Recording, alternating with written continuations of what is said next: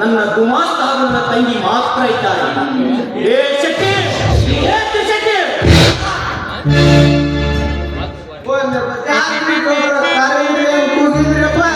ಏ ಅವಿವೇಕಿ, ಈ ಸೂಟ್ ಕೇಸಿನೊಳಗೆ ಭದ್ರವಾಗಿರು.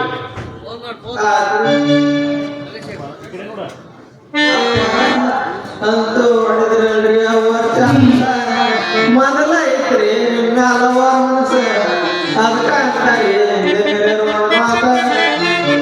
ಹರಕರಾಗಲಿ ಮುರುಕರಾಗಲಿ ಶೆಟ್ಟಿ ಒಂದು ಕೋಟ್ ಇರ್ಬೇಕಂತ ಹಳೆದರಾಗಲಿ ಹೊಸವರಾಗಲಿ ಗೌಡಗ ಒಂದು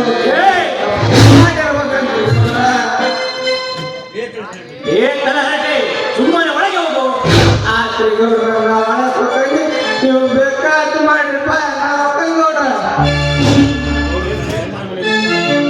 ಹೌದ್ರಿ, ನಾನಂತೂ ಗಂಡನ ಮನೆ ಬಿಟ್ಟು ಬಂದಂತೆ ನನಗೆ ಒಳಗಡೆ ಹೋಗೋಣ.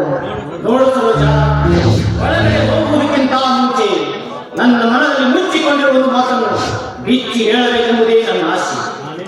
ನಾನೇ ನಿಮ್ಮೊಳಗಿರುವಾಗ ಅದು ಯಾವ ವಿಷಯ ಅಂತ ಹೇಳಿ ನೋಡ್ರೆ.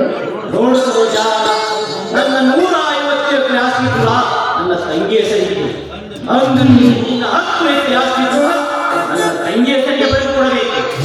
ಏಕೆಂದರೆ ಮುಂದೆ ನಮ್ಮಿಬ್ಬರ ಪ್ರೀತಿಯ ಮಧ್ಯದಲ್ಲಿ ನಿನ್ನ ಗಂಡ ಹಾಗೂ ನಿನ್ನ ಮಾವ ನಿನ್ನ ಆಸ್ತಿಯನ್ನು ಕಿತ್ತುಕೊಳ್ಳಬಾರದು. ಅನಂತರ ನನ್ನ ತಂಗಿಯ ಹೆಸರಿಗೆ ಆಸ್ತಿಯನ್ನು ನಮ್ಮಿಬ್ಬರ ಹೆಸರಿಗೆ ಮಾಡಿಕೊಳ್ಳೋಣ. ಏನಂತೀರ?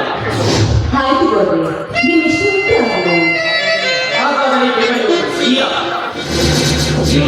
ಅದಕ್ಕೆ ಸಂಕೋಚ, ಈಗಲೇ ಸರಿ ಮಾಡ್ತೀನಿ.